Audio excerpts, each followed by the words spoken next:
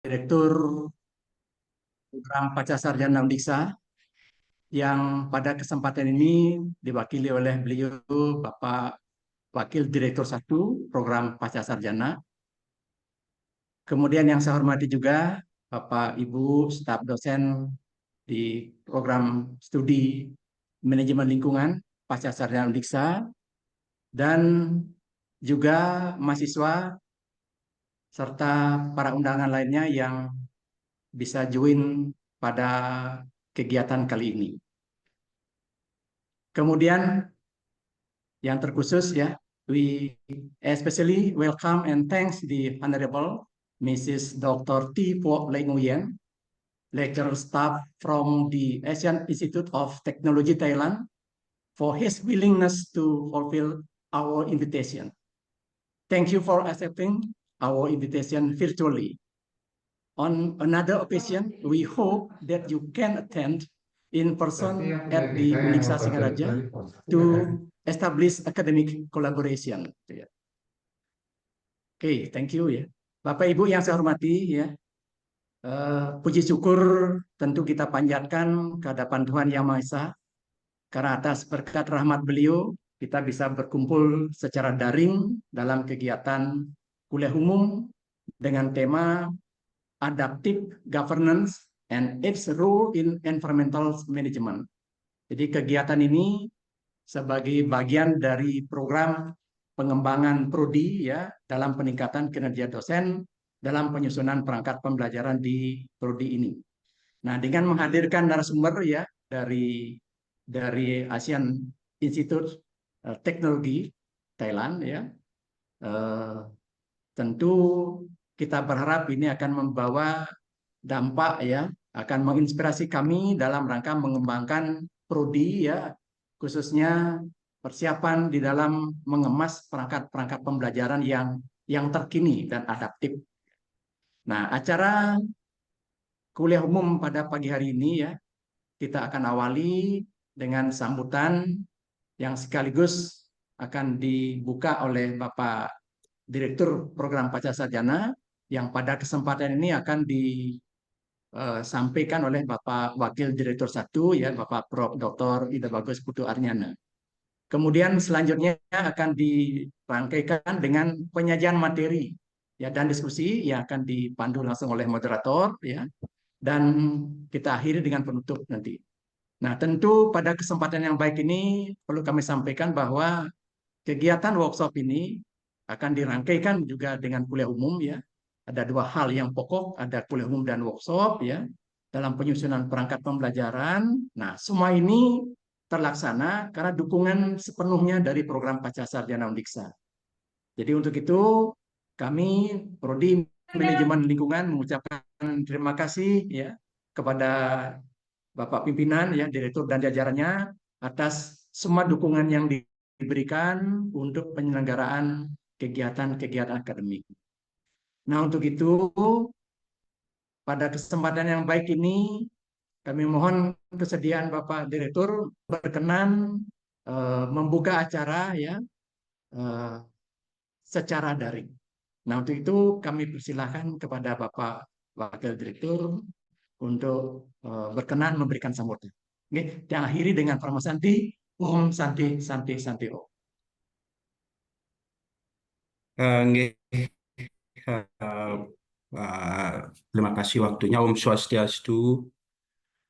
Assalamualaikum warahmatullahi wabarakatuh. Salam nama budaya, salam sejahtera untuk kita semua dan salam harmoni. Yang Salam terhormat harmoni. Bapak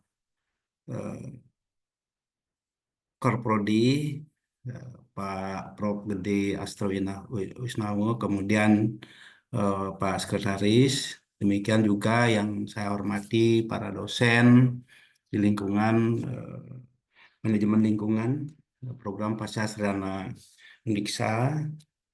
Kemudian yang sangat saya hormati yaitu narasumber yaitu Dr. Taipo Lai Nguyen from Asian Institute of Technology Thailand. Thank you very much. karena beliau sudah menyempatkan dirinya dalam kesibukannya untuk berbagi bersama kami semua. Terima kasih sekali lagi saya ucapkan kepada Dr. Taipu Lai Nguyen. Dan yang sangat saya banggakan adalah mahasiswa program studi manajemen lingkungan program pasca sarjana Diksa. Sebelum saya mulai, izinkan saya menyampaikan bahwa yang semestinya membuka acara ini adalah Bapak Direktur, karena Bapak Direktur ada kesibukan lain yang tidak bisa ditinggalkan. Oleh karena itu, beliau menugaskan saya, Wadir Satu, untuk membuka acara ini. Bapak Ibu semua yang saya hormati, kami dari program Pasca Sarjana sangat mengapresiasi kegiatan ini, yaitu yang pertama adalah kuliah umum yang disajikan oleh ahli mungkin manajemen lingkungan dari Thailand, dan ini sangat bagus ya untuk go internasional. Demikian juga dirangkai dengan workshop begitu ya, karena kita barusan menyelesaikan kurikulum kita yaitu kurikulum 2024. Kuliah umum ini sangat baik kalau saya lihat dari tema, yaitu dengan tema Adaptive Governance and its Role in Environment Management. Jadi ini sangat sesuai dengan prodi ya. Jadi manajemen lingkungan gitu ya. Nah, seperti apa yang saya harapkan sebenarnya untuk prodi ini lebih menekankan pada manajemen lingkungan. Ya nanti mohon dari Pak Gede bagaimana untuk lebih mengarahkan prodi ini ke manajemen lingkungan. Karena sekarang kita tahu bahwa lingkungan ini ya dalam tanda kutip harus diperhatikan begitu ya. Di mana-mana lingkungan ini menjadi masalah itu disebabkan karena yang pertama adalah meningkatnya jumlah penduduk dunia. Kalau di Bali ya jumlah penduduk mungkin lebih dari 4 juta jiwa dengan pulau yang sangat kecil dan didatangi oleh lebih dari 4 juta juga wisatawan ya yang datang ke Bali, yaitu ada 8 juta yang berkegiatan di Pulau Bali. Nah, oleh karena itu dampak terhadap lingkungan itu luar biasa ya, itu dampak negatif. Tapi kalau kita lihat bahwa eh, lingkungan itu sangat erat kaitannya dengan ekonomi gitu ya. Jadi kalau ingin ekonomi maju ya dampaknya pasti lingkungan. Lingkungan yang menjadi sasaran. Ya, jadi misalnya sekarang eh, apa dengan kemajuan dari ilmu teknologi ilmu pengetahuan dan teknologi dengan pertambahan penduduk yang khusus di Bali gitu ya. Jadi kebutuhan akan air luar biasa. Ini sesuai dengan tema yang diusung dalam kuliah umum ini ya, air ya. Jadi sungai ya, sungai kita ini sudah ya debit air menurun karena terjadi penebangan di daerah hulu begitu ya. Kemudian air apa air bawah tanah juga sudah benar-benar dikuras begitu. Ya, jadi oleh karena itu saya berharap pemerintah benar-benar memperhatikan ini. Mungkin ya harus ada insentif ya bagi eh, yang menggunakan air seperti saya menggunakan air di rumah, air bawah tanah itu sudah dikasih meteran gitu ya. Dikasih meteran itu saya sangat bisa bayar gitu ya. Nah, demikian juga untuk lingkungan yang lain. Dan yang paling kita risau sekarang adalah masalah plastik gitu ya. Jadi kalau kita lihat plastik itu dari 100% sampah plastik yang dikelola mungkin ya maksimal 70% gitu ya. 30% lagi itu masih berserakan di mana-mana. Nah, inilah yang bagaimana kita manajemen ini supaya benar-benar sampah plastik ini sesuai dengan Perda yang ada, Perda nomor 47 tahun 2019 kalau nggak salah ya, yaitu di Bali bahwa pengolahan sampah plastik itu dari sumbernya gitu. Tetapi ini masih belum belum sangat jauh gitu ya. Seperti yang kita lihat di Singaraja begitu misalnya, jadi kita masih mencampur sampah plastik dengan sampah organik, kemudian diangkut ke TPA begitu, sehingga ya sampah itu tidak mendapat pengelolaan gitu. Nah, oleh karena itulah apa namanya manajemen lingkungan ini luar biasa, harus untuk pembangunan berkelanjutan ya. Jadi kita berharap bahwa anak cucu kita masih menikmati lingkungan dengan baik begitu ya. Nah, itu harapan kami dan sekali lagi kami menyampaikan banyak-banyak terima kasih kepada Korprodi, Sekprodi, dan dosen-dosen dan juga kepada mahasiswa karena ya bagaimanapun lingkungan ini adalah menjadi bagian dari kehidupan kita dan harus kita perhatikan. Dan tema ini sangat bagus, saya sangat apresiasi. Eh, untuk itu saya berharap bahwa kuliah umum ini dapat diikuti oleh mahasiswa dan dosen secara penuh begitu ya. Sehingga apapun ide dari yang disampaikan oleh Dr. Yati Pui Lenguyan ini bisa kita ambil manfaatnya untuk yang kita bicarakan, kita diskusikan di kampus, di dalam mata kuliah, kemudian mungkin juga menjadi inspirasi untuk disertasi. Dan tentu semuanya di situ ya tidak hanya dalam omon-omon saja, dan itu harus diliputi dengan eh, apa namanya action ya, tindakan yang nyata untuk perbaikan lingkungan. Nah, demikian yang bisa saya sampaikan. Sekali lagi, saya ucapkan selamat untuk mengikuti kuliah umum dan sekali lagi mohon diikuti secara penuh. Demikian yang bisa saya sampaikan sesuai dengan permintaan dari Bapak Korprodi, Prof. Astre, bahwa kuliah umum dengan tema Adaptive Governance and its Role in Environmental Management saya buka secara resmi. Demikian yang bisa saya sampaikan. Kalau ada hal-hal yang tidak berkenan, saya mohon maaf yang sebesar-besarnya. Saya akhiri dengan para Santi Om, Santi, Santi, Santi Om. Wassalamualaikum warahmatullahi wabarakatuh. Salam harmoni. Saya Salam harmoni. kembalikan Oke, waktunya. Gede. terima kasih Pak Wadir ya yang sudah memberikan sambutan dan sekaligus membuka acara ini ya. Dan memang kegiatan kali ini yang kita lakukan tidak begitu seremonial ya, karena kita ingin masuk ke ranah substantif gitu ya. Nah untuk itu waktu yang kita sediakan hanya terbatas 2 jam ya. Ini sudah kita pakai 15 menit ya. Untuk selanjutnya adalah penyajian materi dan diskusi. Nah, untuk itu saya persilakan langsung kepada moderator ya, Bapak Putu Indra Kristiawan untuk memandu jalannya kegiatan presentasi dan diskusi ya, yang sekaligus nanti akan ditutup dengan memberikan ya kenang-kenangan kepada narasumber. Saya persilakan. Oke, baik. Terima kasih Pak Korprodi dan juga mohon izin Bapak Pimpinan yang Dia jadi belakang. dalam kesempatan ini diwakili oleh Bapak Wakil Direktur. Dia punya. So, good morning everyone. Let me begin with Balinese greetings. Om Swastiastu. Assalamualaikum warahmatullahi wabarakatuh.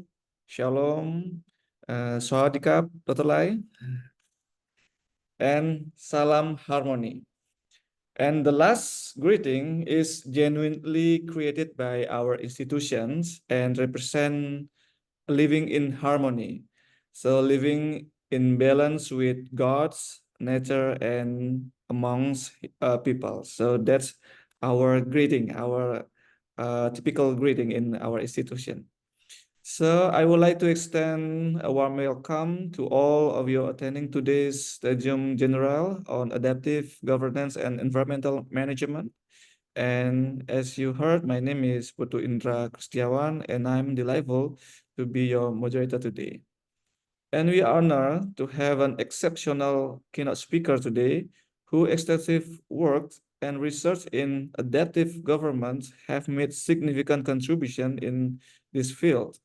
But before we begin, I would like to briefly go over the agenda for today's event. So we already began with insightful opening remarks from Vice Director who talked about the challenge that faced by environment, particularly from plastic waste. And then after the opening remarks, we will follow by the keynote presentation Afterward, we will have a brief Q&A session where you can share your questions, observation, or suggestion, and I will moderate the discussion and conclude today's event. It is now my pleasure to introduce today's keynote speaker, Dr. T. Pok Lai Nguyen, who is a renowned expert in adaptive governance and environmental management.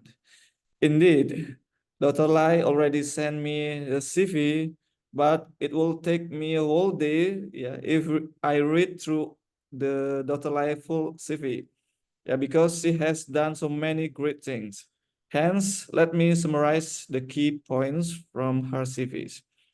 So Dr. Lai is a well-recognized scientist with a PhD in governance and complex system from the University of Sassari in Italy.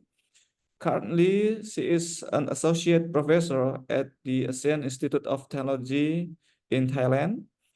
She has been leading several academic programs on development and sustainability and holds prestigious roles, including program chair and associate editor for prominent journals. Dr. Lai also has authored numerous articles in top-tier journals and contribute to policy briefs, book chapters, and obviously international conference. Her research is deeply interdisciplinary, focusing on adaptive governance, socio-ecological system, and environmental management. And today, Dr. Lai will be sharing insight on how adaptive governance can address today's environmental challenge, with a focus on water management in Lower Mekong region. So please join me in welcoming Dr. Lai. Hello, Dr. Lai. How are you today? Okay, thank you everyone. I am very emotional to see the number of people online for the event. Really, it's my honor to be here to present some of my work. And thank to Dr. Putu Indra. Now we can call him the Dr. Putu Indra. He got the doctoral degree a couple months ago. So congratulations also, Dr. Putu Indra. It's my honor to work with Dr. Putu Indra in last 3 years. So thanks to him also, I know your university, and now we start something that could be also beautiful for the future for our collaboration. So Bali is something that in my mind when I was young, that always is I look at the documentary about the nature of Bali. But I have only one time a visit for a conference of FAO, is 15 years ago. So it's always Bali is the place that I would like to visit one day, or maybe to do some research one day. So this kind of collaboration is really trigger me to work closer with you. So I'm very happy to be here. Today, actually, I just want to share to you very little thing that through adaptive governance in the research on the complex system, the socio-ecological system. Just only little things. So we have because we see the discipline, this is need a course, needs multiple course, and need to work also the joint collaboration to address the complex issue. So there is different discipline also working on the adaptive governance from different perspective, from the sociology, from the geography, from ecology, from different science can address a different perspective, but then we have to work together. That's the important thing. So today I am just only introduce how that the adaptive governance can address the complex city today and the dynamic of the change of the environment of our planet. In how that we can some idea only how we work together, that we address that complex issue.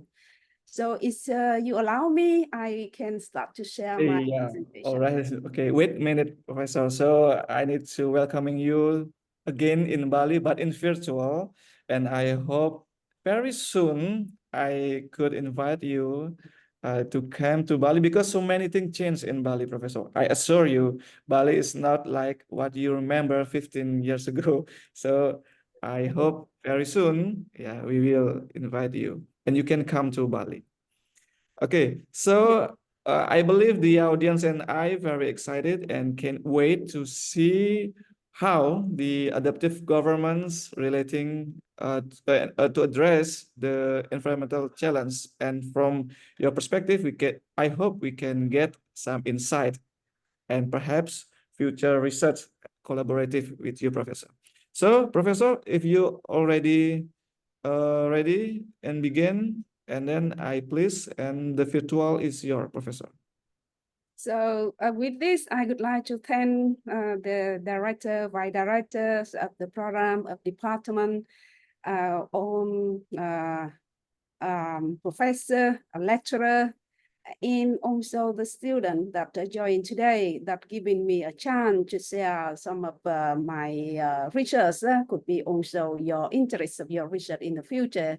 So I just remind Dr. Putu Indra that I am here available, so I will support your department, your program in anything that in your future that you develop this field of study, because it's very important that we need to deep in order to address we can address the issue that we cannot address so far. So thank you very much. I can start to share my presentation, right? Sure, Professor.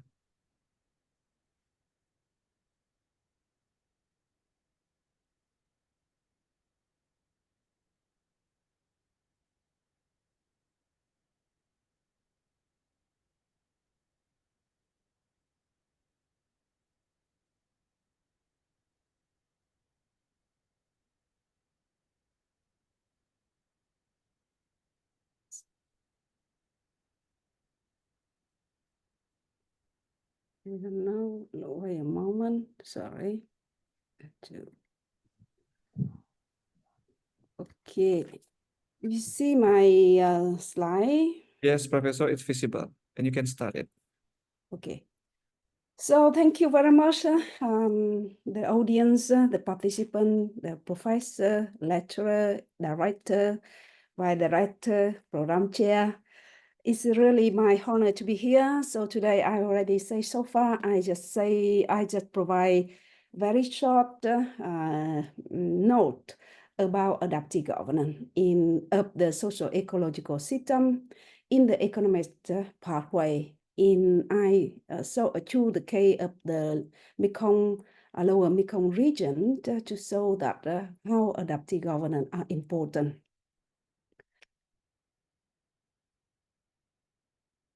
So this is the presentation. I will go through these key themes that I will introduce governance and political socio-economic pathway, introduce some concept of the socio-ecological system, adaptive governance, and I introduce to this lower Mekong region, this economic pathway and the water management, because it's the main issue in the local Mekong region.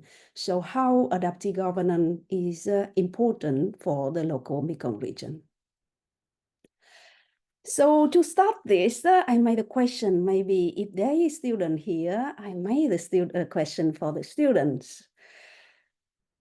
The governance in the political socio-economic pathway. So if government shape political social pathway or political socio-economic pathway shape governance.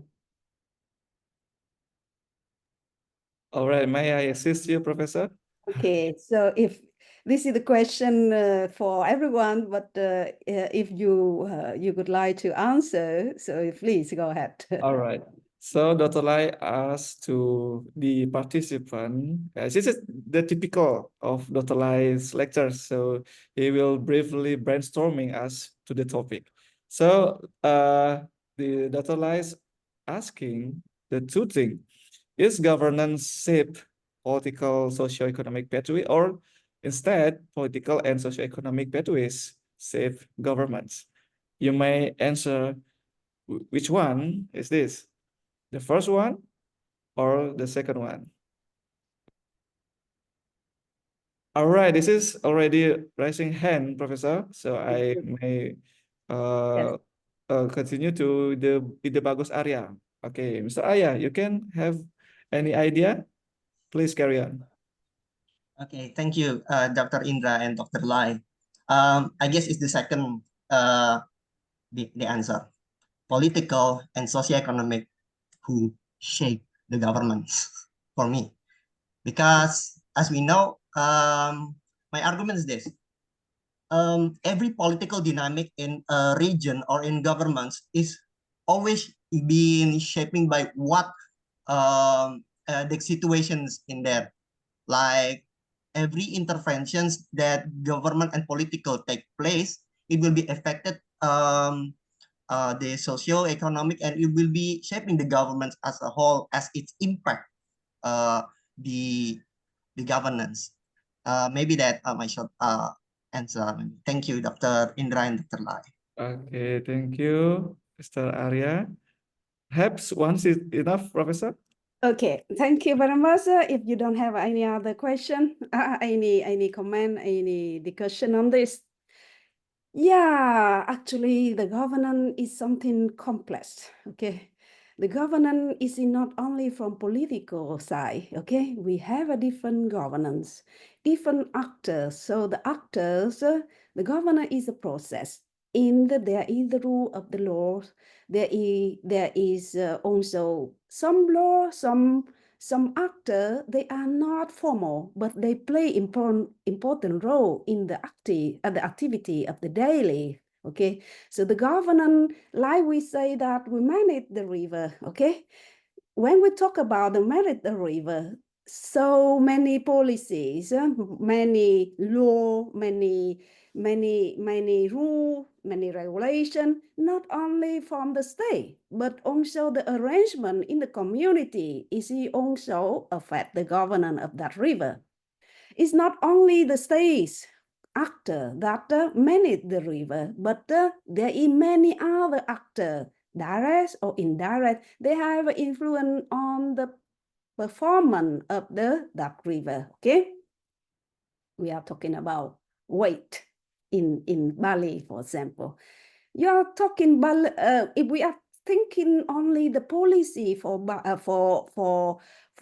management way, maybe it doesn't work. Okay, because we had to address too many other issue in that complex system we are living. Okay, so this is another lecture. So maybe one time Dr. Indra will introduce to you in the future.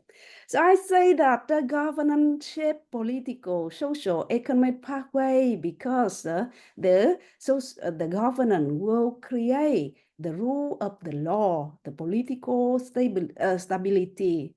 The governance have to build institutions that enhance the service, economic development, in social equity, environmental sustainability. Those are important for the socio-economic pathway. At the same time, in many contexts, political, social, economic pathway also shape the governance because we think that the governance could be the democracy or autocracy. It depends on political, socio-economic of the country.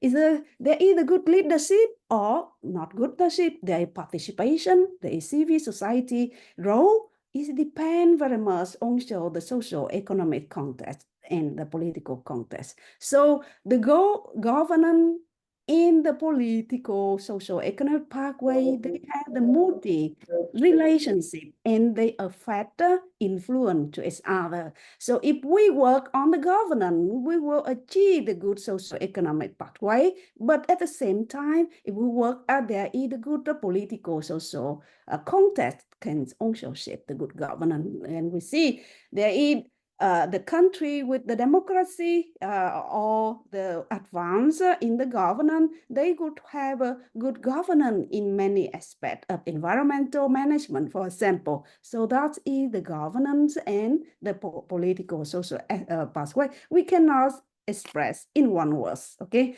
But it's the complex issue and we have to study. So let's go on. Okay, let's go on. We have here the governance in the shared economic, socio-economic pathway today. The world had been putting the most effort to make this planet sustainable to cope with this global challenge, especially climate change.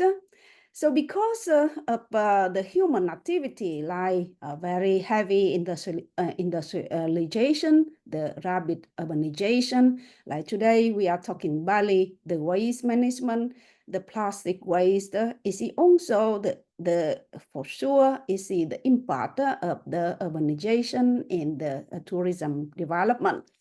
So mitigation of climate, greenhouse gas emissions and adaptation to climate change is the top priority of many countries in the also international commitment. However, these tasks are challenged because they are operate in a socio-economic pathway. Look at the graph I showed you in on the top, that is the socio-economic pathway challenge for mitigation in the adaptation. So this is the work developed by one group, very famous group who also part of the author of many IPCC documents that develop different socio-economic pathway. There is 5 socio-economic pathway. The first one is the sustainable taking green growth. That is easy. If we can think that sustainable, everyone follow, and we achieve the good, the excellent world. So that is the first one. This one is quite less the challenge for adaptation, but also less challenge for mitigation. But we have the middle way, that is the socio-economic pathway too, that is in the middle, that could be the middle of sustainable, but another is unsustainable. So in the middle of the way, that's also there is in middle of the challenge. We have the socio-economic pathway 3, that is the regional rivalry, where is the challenge, high challenge for mitigation in also high challenge also for adaptation, because actually this is the regional kind of regional development. So everything based on the regional development, but didn't look at the whole objectives of the common world. So we have a socio-economic pathway 4, that is inequality, where is the society divided. There is the poor, there is the rich, in that is exclusion of some group of people in the development. So this one is quite challenge for adaptation. And also the socio-economic pathway 5, that is 4C development strategy, that is quite challenging, very high challenging for mitigation, but adaptation may be easier because the society have a capacity through the development. But to take into this socio-economic pathway, we can see that the government play very important role, okay, in the socio-economic pathway one, that is governance must be effective, okay? And if achieve the social pathway one, that is also achieve governance.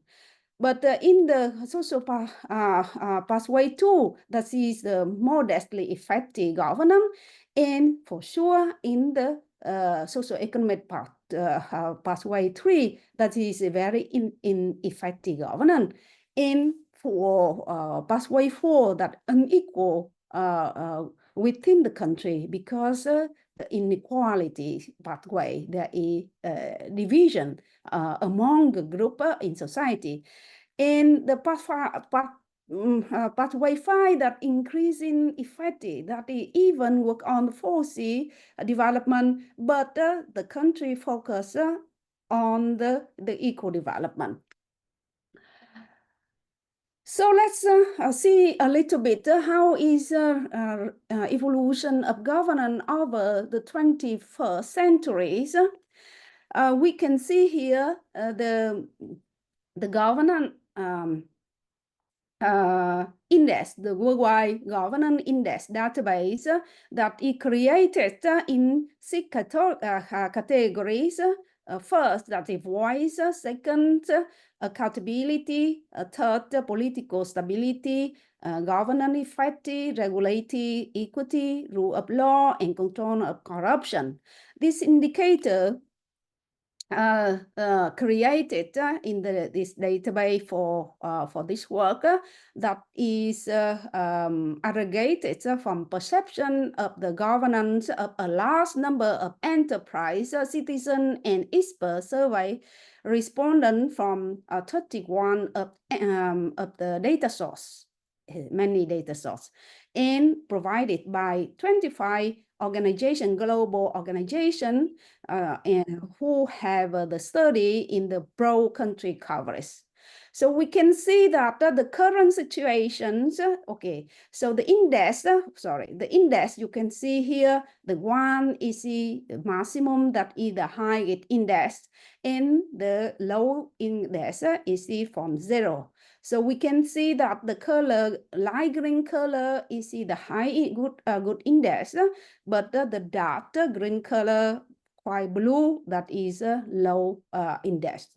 So if we can see that in the different countries in the world today, we can see very few countries in Europe, okay, and some country like Japan, they have Europe and also North America, they achieve some of good governance index, okay?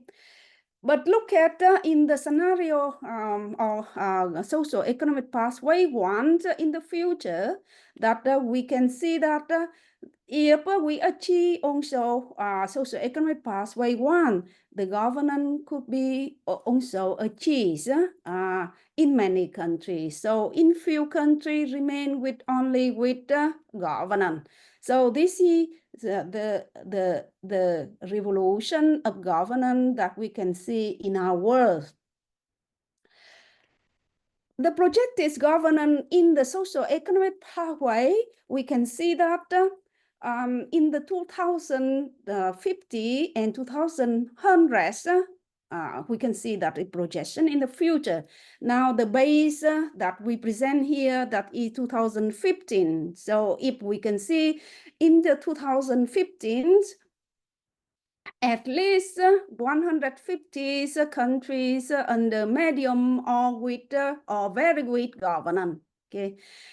And more than 5 billion population that are living under medium or with very weak governance, okay? In the scenario in 2050, if we achieve that the socio-economic pathway that is sustainable, then the governance will be improved in very few countries that remain in weak governance. And the majority of the population in the world will live under the medium and the good governance. However, if the socio-economic pathway not change in even the governance not affect the socio-economic pathway, then the majorities of the populations, we can see that the countries of around 5 billion of people in 2050 and around 5 billion people in 2100 will continue to be under weak governance, okay, under a scenario like the scenario of socio-economic pathway 3. So they see how the words that evolve in terms of governance is depend also the socio-economic pathway, but at the same time, the governance can also affect the achievement of socio-economic pathway. So that was about the current socio-economic pathway for the development, especially how to achieve the development, sustainable development in the role of governance. So let me tell you a little bit about the concept of socio-ecological system. Why is it important that I would like to tell you about the socio-ecological system here? Any of you want to say something? No. All right, Professor, perhaps the audience is focusedly observing your presentation, Professor. Right. So, because we are humans, we are living in this planet, we have an interaction with the nature. So what we operate in our environment have an impact on the nature, and the natures that nourish or impact on the human life. So socio-ecological system is very important.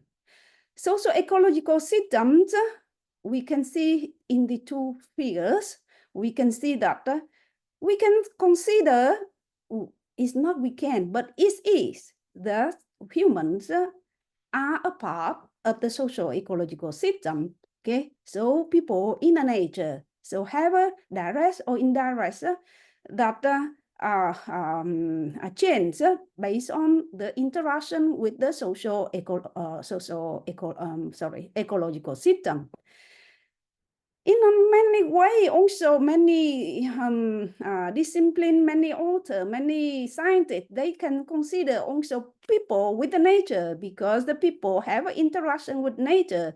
The social, the ecosystem that provide the eco service to the social system. At the same time, the social system that provide the conservation, restore, and safekeeping the nature. So that is also the direct, indirect of the change between the human and the nature system.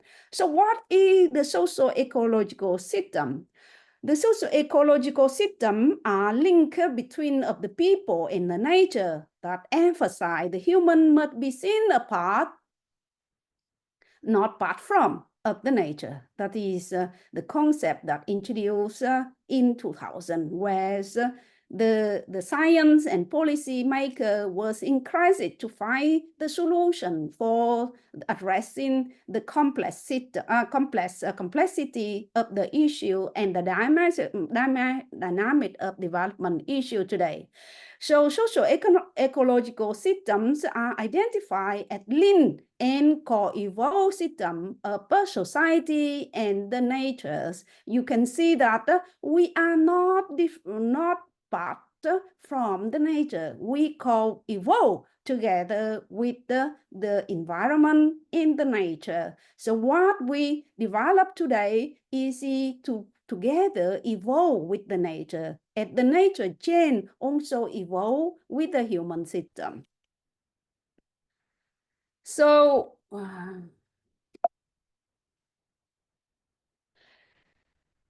let's see a little bit where we are, why the socio-ecological system are important. You look at on this diagram.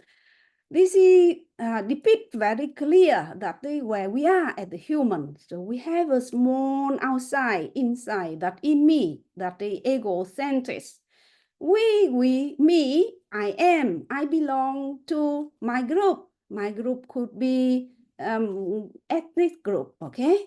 My group that is ethnocentric. We have on our countries value within our group. Then our group, we belong to the country. The country is the social-centric, the social-centric. That is talking about society. There is diversity, okay?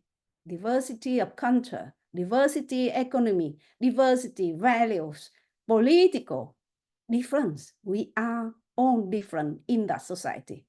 In that is social-centric, that belong to all of us, that world-centric, that everyone in this planet, in this world, that operate together.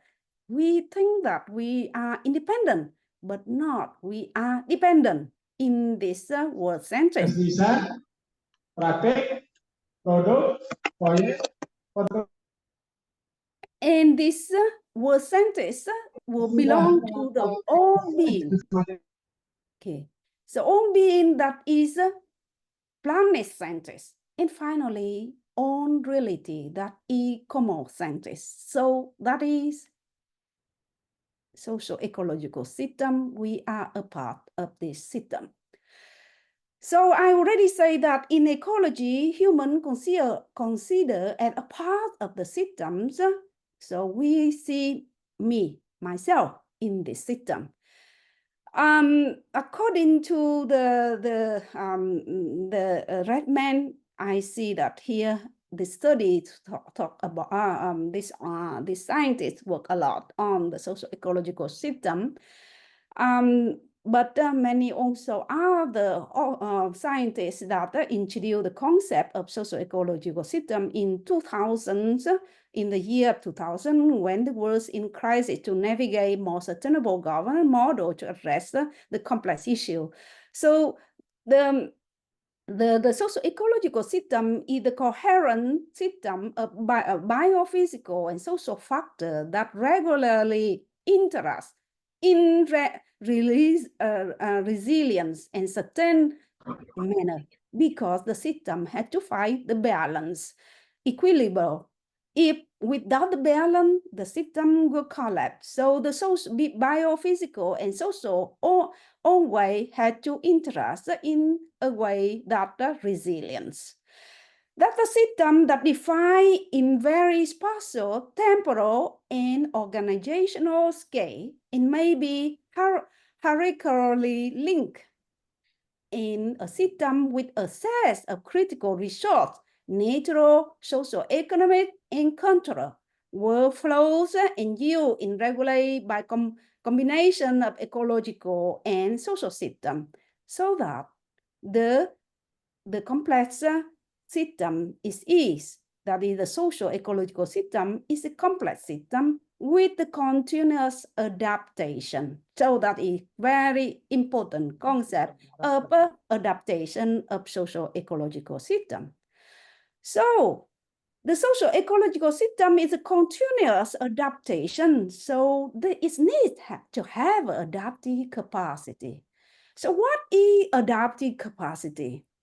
Adaptive capacities refer to capacity of a socio-ecological system to be robust to disturbance. So on the disturbance that the socio-ecological system can find the balance to adapt to actual or anticipated change, either exogenous or endogenous. And it's determined by the source of resources. So we need to have a capacity that is technical, financial, social, institution, political, and also political. I need to repair.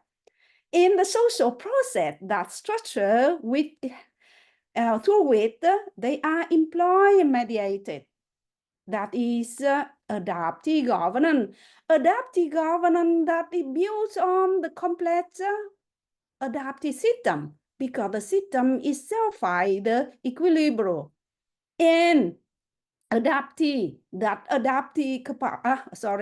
capacity building institution, the social network, learning, because we had to learn the system change over time. Continuous learning are very important, in the vulnerability are important, contribute to also adaptive governance, adaptive capacity.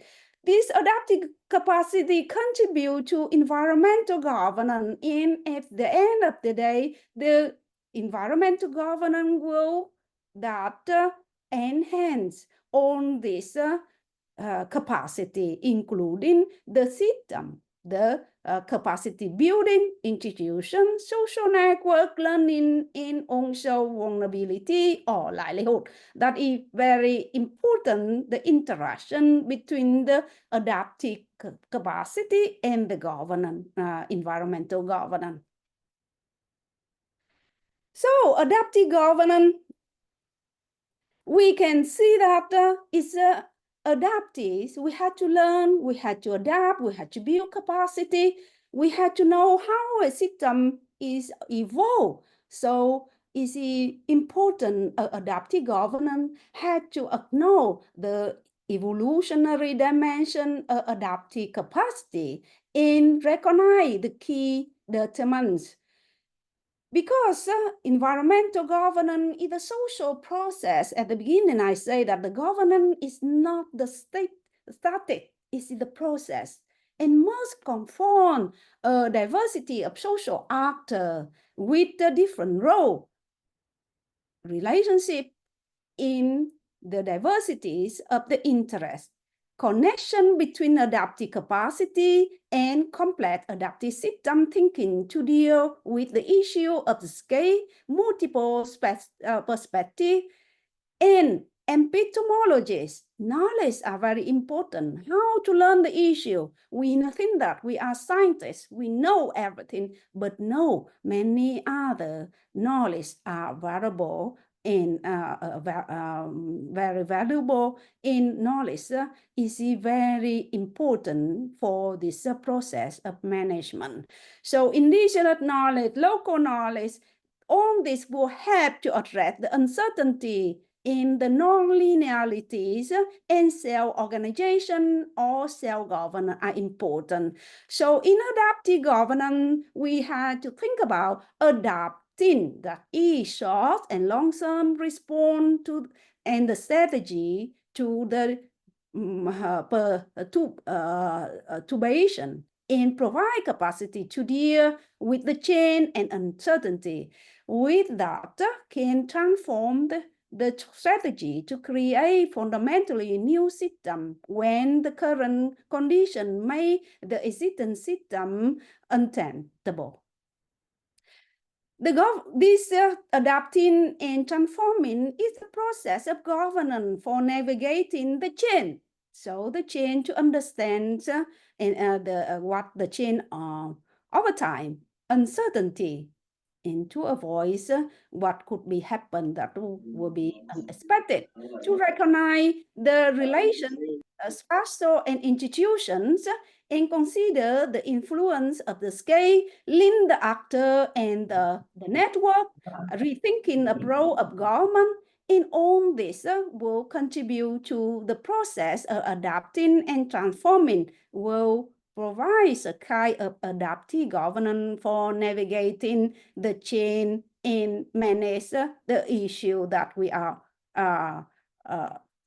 facing today.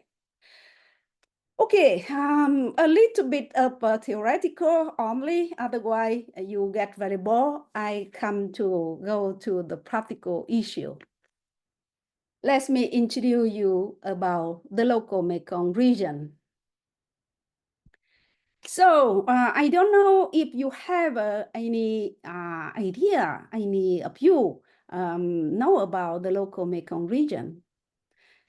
If not, I try to explain a little bit. You have a little bit of information about the local Mekong region. Okay, the Mekong region, Mekong River. The Mekong River that is a start from China in Yunnan province until the last country that is Vietnam. In this research, I am focused mainly in the lower Mekong regions because the countries are facing many transboundary problem. And also the socio-economic development is very critical in this area today. In the Mekong region in general, you can see that the development of economic border in every corners in the Mekong River, there are different the economic corridor initiative that the collaboration of economic development among the countries. That is what happened. So we have at least many different economic corridor. Okay. In every country that live in this Mekong regions, they have a different interest in the using of the river and using the water resources of transboundary. Not only the river, but also groundwater, because they share the same aquifer, the transboundary aquifer. So different countries have a different interest in the use of the common resource. Okay. In terms of only using this resource in terms of water, there is a lot of hydro dams that built. You see 364 hydro dam is a large scale. Okay. That built in this area that affect different issues, but the more important that is the water. We are living in the monsoon country with very high density of the rainfall and also the big river, but the water is the big issues in the local Mekong region. Okay, so we can see that different dam that is built, hydro dam, built for energy, and is also affect a lot socio-economic development in the whole country, in the whole region. So the challenge for the water governance in the local Mekong region, because these countries, they have a different political context. Many countries faced with political instability. For example, Myanmar, and also that some of countries who say in Cambodia and other. The human rights abuse, the border dispute, the corruption, authoritarianism, ethnic religion contentions, that different ethnic group, they are fighting to each other.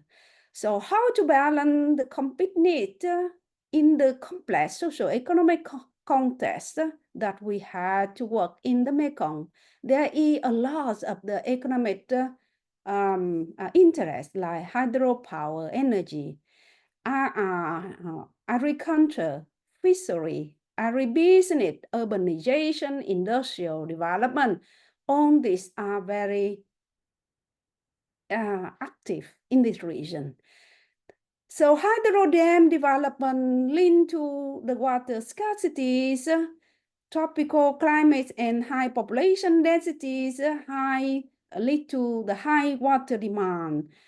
Industrial development also the needs more urbanization, needs more water. Climate change is also critical issue in the Mekong region.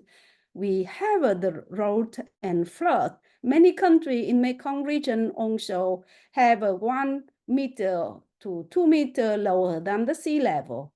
And the issue of transboundaries, that is water management.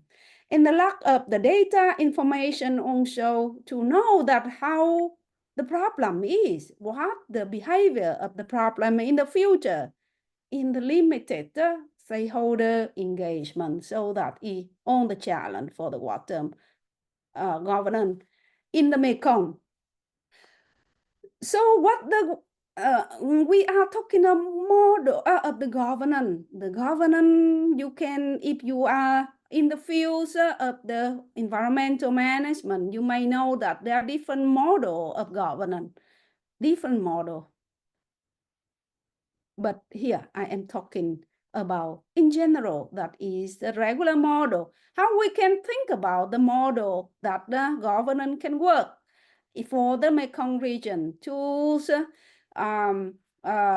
achieve the sustainable water resource management. So how can we conserve our natural resource for the environment, livelihood, and the future generation? That is the interest of the organization, and how we can grow in our business and profit, that the interest of the company, a private sector, and how we can allocate the water to own use equitability. That is the interest of the government. So all these are the interest of different groups operates in the Mekong region. So I introduce to you two projects that I work in, that is two projects. One that is strengthen groundwater governance in the rabid urban area in the local Mekong region. Another is the sustainability in the special economic zone. So these are two projects funded by SIDA, that is the Sweden's cooperation organization. Through all these projects, we do a lot of research to understand the complex system of the Mekong water region, system. So we see the water, climate change, and the socio-economic development very active, very critical in this area. So we can find that the climate change is showing the trend of changing in display temperature, so significant trends in every year of 0.025 something degrees a year. But uncertain in the rainfall also very not stable. Is the change, is the variation. In the last 2 decades, the rapid urbanization caused water pollution, agricultural loss in the low level and polluted water in some aquifer. And we can see on this that happen changing also in the community, the migration of young generation of the farmer. They abandon the farming activity and they move out, they migrate to the city to find a better life. So this is I just only summarize what we understand the complex socio-ecological system of the water in this region.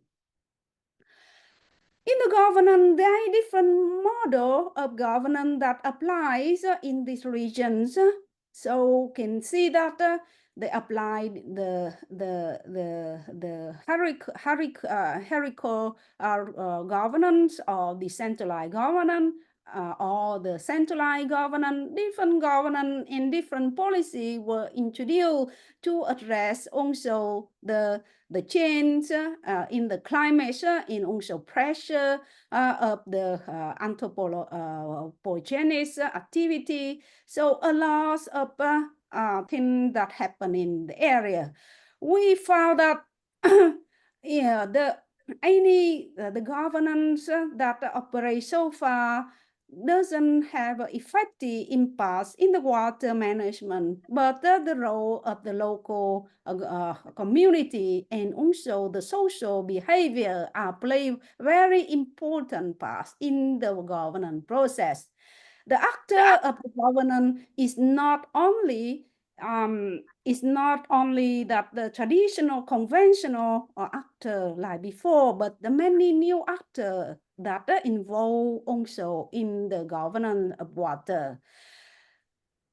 So all the research so far is fragmented, that there are no understanding clearly about the water hydrological system, and at the same time also the lack of the participation of the organization in the NGO and also the vulnerable group. Okay. Not only that, the challenge of the governance in the conflict affected area like in Myanmar, we can see that there are different actors in the unstable governance that operate in the water governance, creates situation very critical, difficult to handle. So, with this system in Mekong region that we see very complex and dynamics of socio-ecological pathway, what we think which governance is suitable to do that? We had to towards adaptive governance for the Mekong regions? That's the question. So the adjust in the institution setting, understanding stakeholder perception, in the understanding the socio-ecological attribute and the property in order to maintain the system function are important, even is in any social or political context. The systems, the socio-ecological system that is of water need to be functional. So principle for moving toward adaptive governance in this Mekong region should focus on the governance must consider the informal institution when aiming to support adaptation to the change, social, economic, or environmental change. The second principle is the compliance with and enforcement the rule and other means through a system function can continue. In the third, that the context shape the guideline for transition toward adaptation. In any case, we had to look at on the concept. The core characteristics of adaptive governance are the centralized, decentralized decision-making, engage of many stakeholders in decision-making, and use the tactics, decentralized knowledge. So adaptive governance in principle provides strategy for dealing with uncertainty and adapting for the change. We can see in these figures different authors that work on the adaptive governance in the results of the interaction. So we can see that in the interaction, then we can see in the different governance model could be polycentric governance that characterized by the distributed responsibility and decision maker and cross sector and other sector that they could have to provide some kind of interaction through adaptive governance. Okay. And also adaptive governance provide interaction that is broader the participant in the broader, the working together with the government in the private sector community and all the stakeholders. Okay. This adaptive governance will help to find solution for some issues that we are not able to address, because the issue can be interpreted, perceived by different people, different actors that with different interest, different knowledge, because they are living in the different social economic context that contrast their thinking in their perspective. So those will contribute to the guidance and the knowledge, information, technical assistance, and also funding for collaboration to address the issues of the complex of the water in Mekong region. So in conclusion, adaptive governance in the political and socio-economic pathway in the Mekong regions, the question asked, that is, political, socio-economic pathway shape governance? Yes. So the governance had to be flexibility, has to allow to change in policy and regulation. And the the civil society and informal institution are important because depends on the country. They allow that this organization, civil society participate in the governance or not. Many countries, they are not. So the socio-economic pathway are very important for the shaping governance. In the learning innovation also are important, resilient and adaptation. A governance-shaped political socio-economic pathway?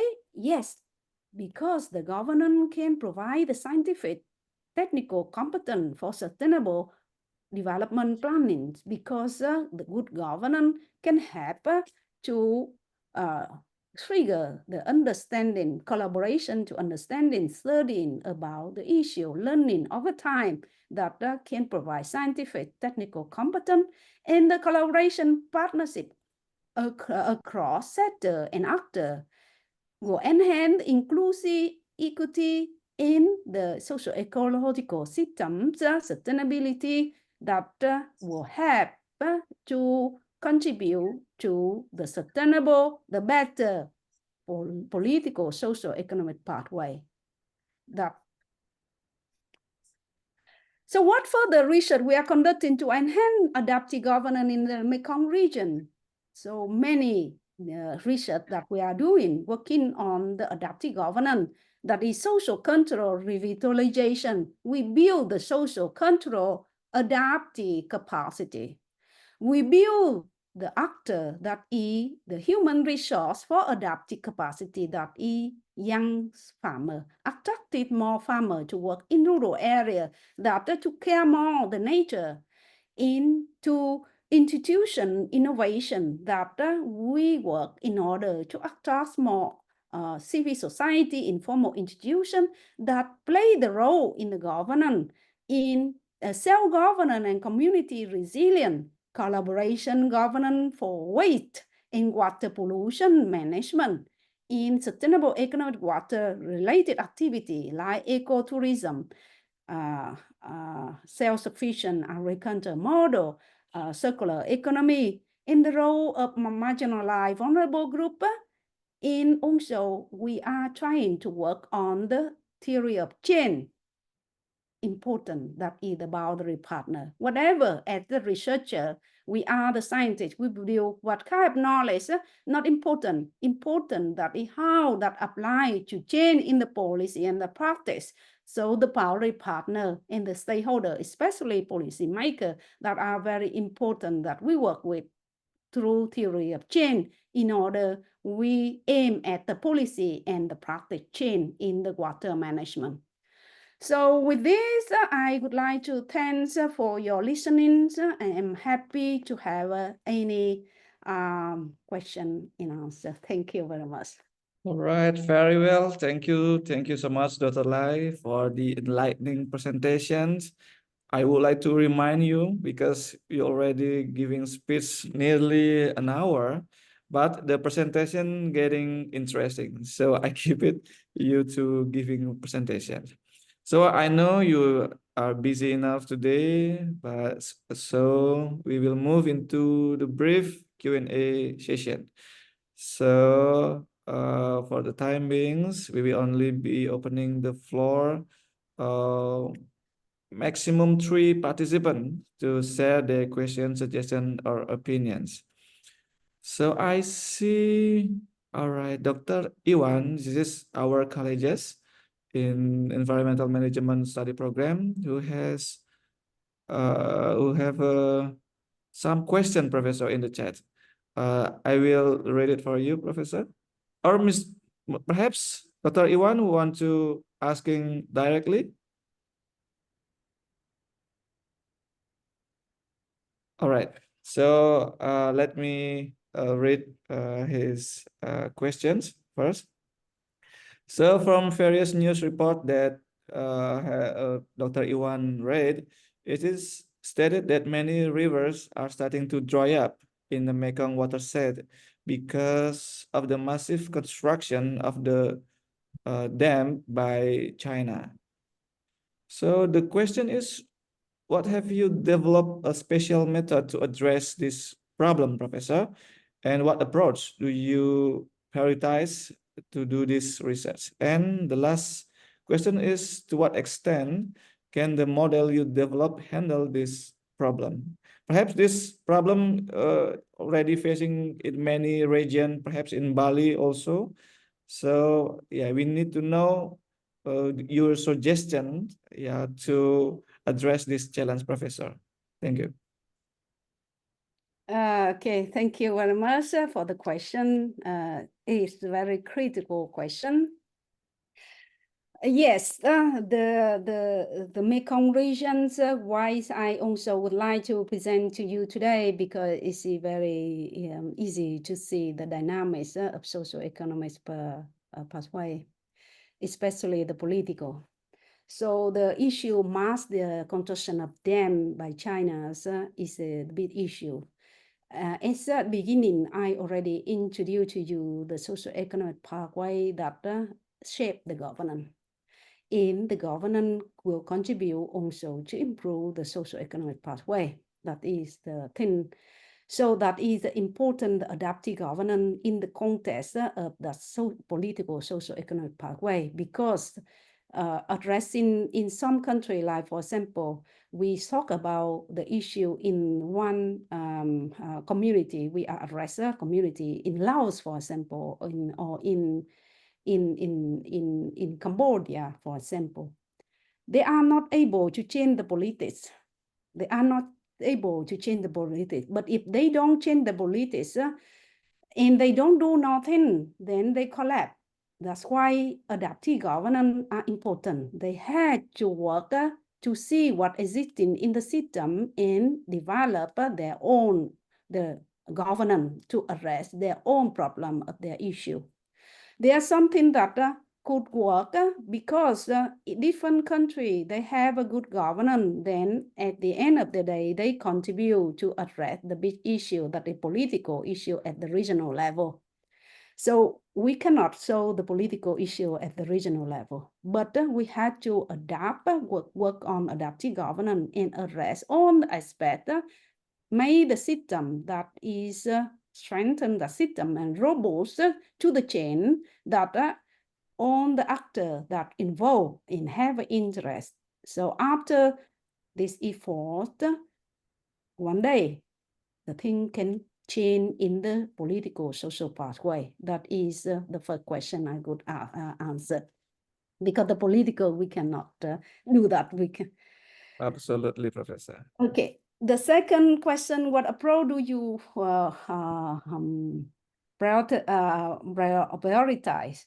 Okay, the approach, the multiple approach. Okay. The approach, we cannot use like when we introduce the socio-ecological systems and address the issue of socio-ecological system, we cannot use the linear approach. We have to use the non-linearity. So that is including interdisciplinaries, participatories, could be top, could be centralized, but could be also decentralized. Depend on the situation and depend on the context, how it's worked. I say, for example, in Thailand today, they use the decentralized approach for the governance, but doesn't work, okay? Decentralized governance, because it's not decentralized, have problem itself. It's because the way how design that decentralized is the problem. Because the decentralized based on the structure that already created by the top, and the down only operate. So they don't have any the state that interest the state. When we are talk about the stakeholder, I have a state, so I fight for my states, right? So that doesn't work because the community don't feel that they own, they have a responsible for that. So multiple approach could be considered based on the context. So I'm very flexible for different approach when working in the community or working in the issue of socio-ecological systems. So depend on the issue and the context addressing, okay?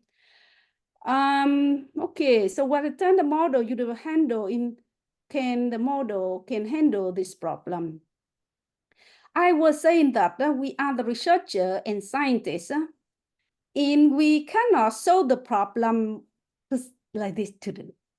In all the issue today, cannot find the solution, hard solution, but we only find the desirable solution that can help to address and learn in the future. We address today this problem, maybe other problem will come, but at least adaptive governance can help you to learn and to cope with the something that come, but you already prepare your system to adapt. That is important. I cannot say that I saw this model of research can solve the problem of water pollution or water scarcity. No, it's the model that community will work together, will find the learning, and through learning, you will find the solution that day by day to cope with any unexpected change. That is what I should say. Okay, the last one that is talking about the Bali is the small.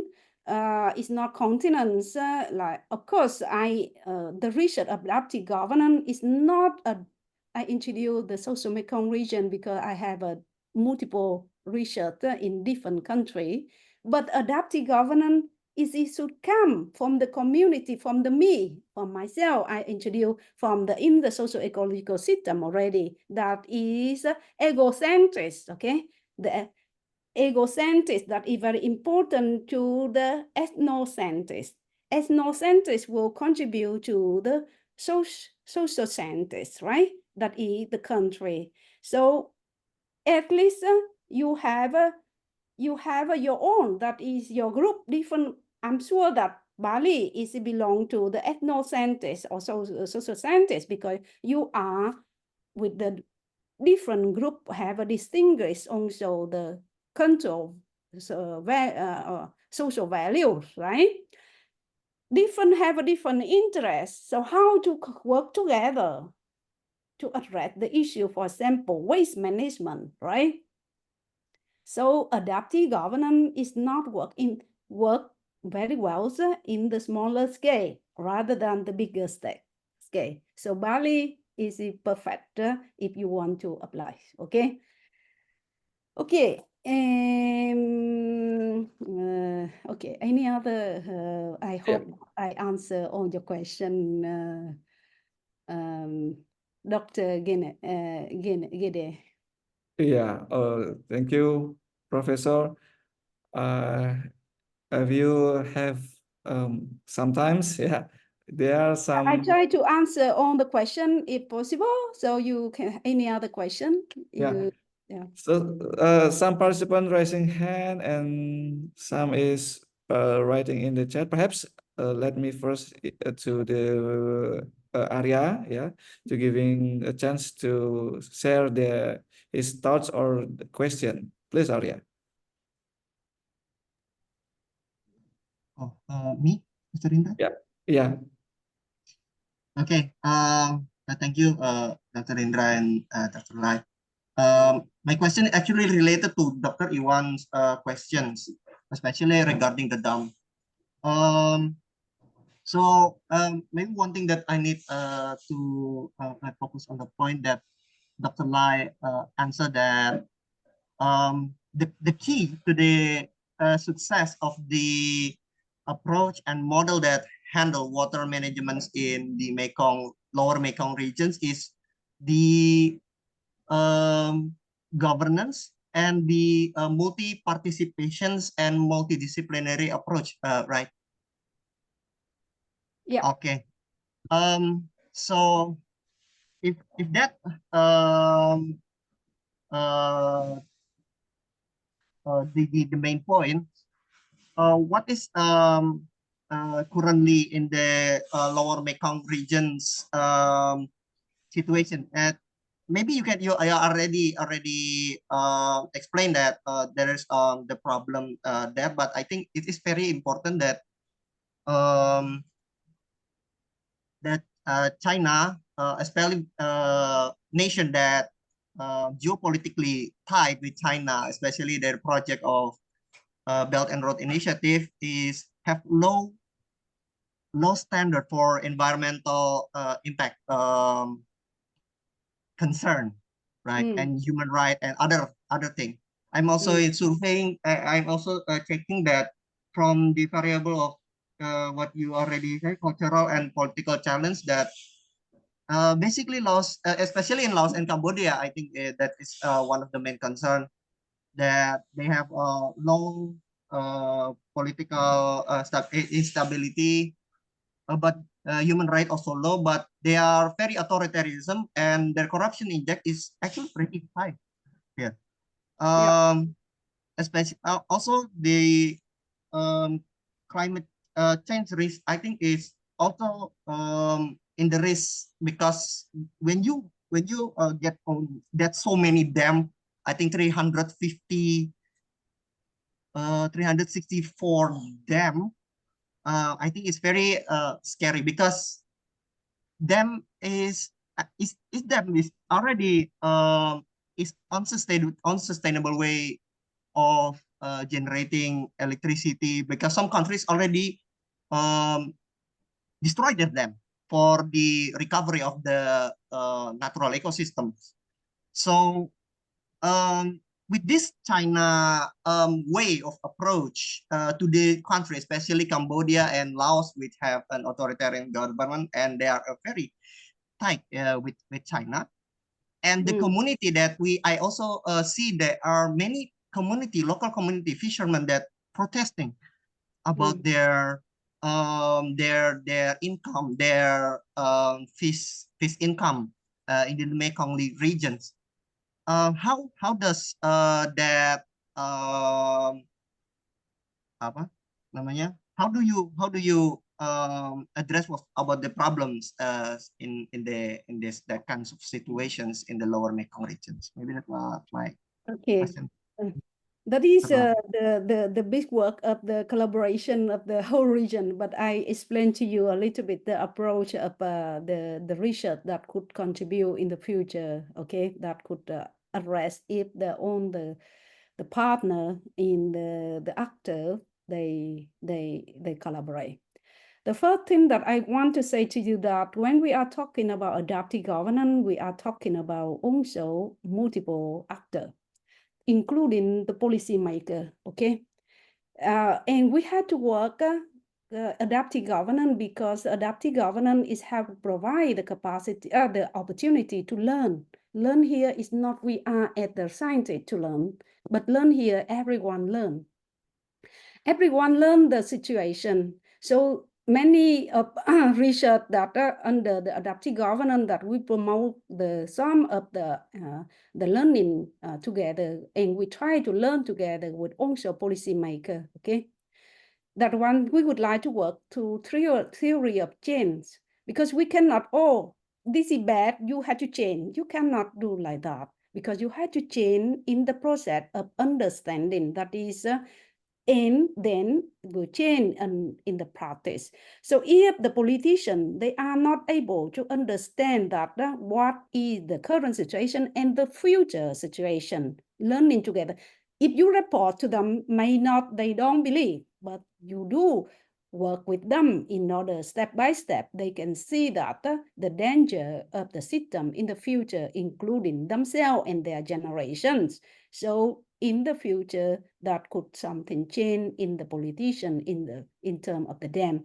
Maybe they now think only the immediate or the short-term benefits of the small group of people only, because they may not realize that this scenario will be continue, okay, in very, very, very bad situation that impact in the whole system, including themselves, as they are a part of the system. So the work in this is, you cannot solve the problem today. This is the big problem that even international organization, or we cannot, as the researcher, we had to build the model that how we engage, we try to work on the people to learn the system, we learn the problem together. When we learn together, then the thing might change. That is, we change the boundary partner that they are able to understand, and they might change in the policy. That is what we can do. Otherwise, we don't do anything. Okay, that is because the situation, you know, that political in some countries, they are not able to do research too. I had to tell you that. Okay, many countries, for example, it's not only in Thailand, in Cambodia, but also in Vietnam. The research on the environmental issue or environmental activists also the problem. Okay, so if we don't navigate the good way to work, okay, as the researcher, we will not contribute to solving any problem. So we don't think we had to solve the problem, but at least we together with them to understand the issue and propose something that could be useful in the future. That is very important, the work of the scientist. I always say the repeat that many times the people try to work as the researcher, only build many paper, put on the bookshelf. But then what is the impact on the communities? Okay, so that is very important that work together. How the policymaker, even hard, we had to try to learn, work together in terms of the learning process and play them as the actor equal to them. Don't say you are scientist, you have to do this, they have money, they pay you, and you do this. No, everyone that is the observer of the environment, they are also the researcher. Community, they are also researcher too. With, I had to say, transdisciplinary research are important. Okay, it's not only multi but transdisciplinary also research. Multiple approaches had to depend on the situation. Okay. All right, thank you, Professor. Yeah, perhaps one more question, Professor. Okay, thank Okay. you. And maybe this will conclude our discussion because this is very common happen in Bali. So the questions came from Desa Putu Swastini, one of our students. So as we know, tourism and development is hand in hand, develop Bali. In this case, Bali's economies really depend on these two sectors. And as impact, sometimes, not sometimes, yeah, almost every time they engage, the tourism and development give a negative impact for the environment. And in this case is water discharge. So perhaps could you give perhaps one or more, what kind of environmental management is really effective to addressing this challenge, Professor? Okay, my answer is we are the researcher, we are scientists, we are not political policy maker to say we need to do that, we address that, okay? We don't do that. We have to understand the system first, okay? So we need to build our understandings of the systems, and then we propose from that our understanding to address the issue. So we know that the waters discharge is polluted, okay, from the tourism, but we don't know the dynamic, social, economic, and cultural dynamic value of society. Oh, we know that tourism are important, but why the water discharge? Is it because of the technical issue or because of the cultural behavior of the people or because something else? We don't know, right? We had to understand this. So we had to do research. We had to put that the research are important to understand the system, socio-ecological system together with everyone. We had to understand. Then we propose, okay, any other desirable solution. I talk a desirable because this solution may be for population, for community, but not maybe helpful or maybe certified by the tourist provider. So we had to work together.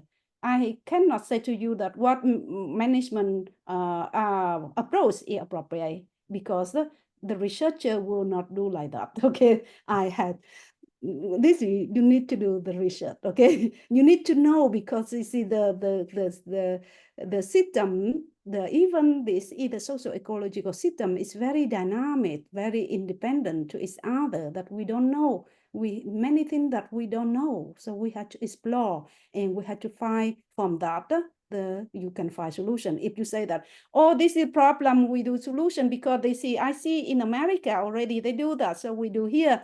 No, doesn't work like that. Okay, in America they also do research in order they build their proposal for the management. They cannot say, oh, this is that we apply. So I had to say that your role is very important as on the researcher and the future researcher. Your role are important. Okay. Yeah, thank you very much, Professor, for your insightful response. I hope we can do some collaborative research. Yeah, as Dr. Iwan mentioned, perhaps not just research, perhaps in the learning and also community service.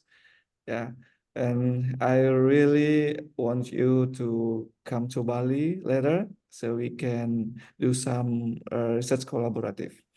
So, and yes, thank you very much. I see here the collaborative governance. Yes, collaborative governance is also a part, also adaptive governance too. If I have a chance to visit Bali before you develop any program, I would happy to give a lecture on the governance theories that could be helpful for to understand a governance more broader theoretical, broader in governance, because different type of model of governance that come from the different theories too. Okay.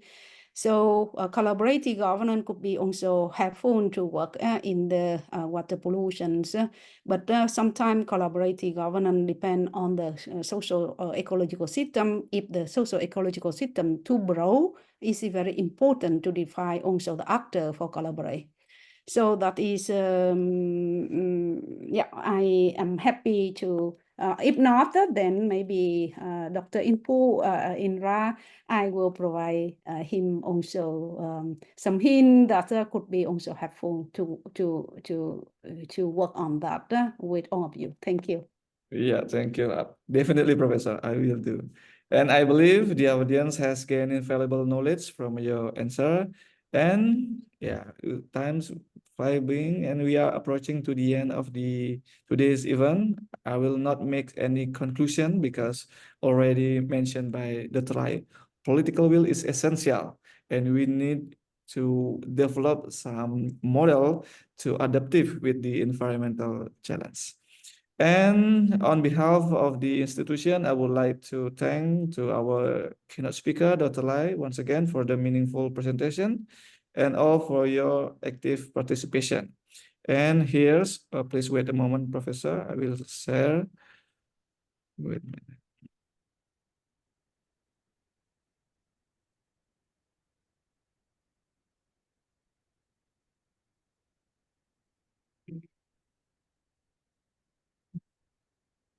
So please accept it. This is, I share the symbolic certificate for you, Professor, for your expertise and sharing so many meaningful insight for us. So this is some initiative for later collaboration.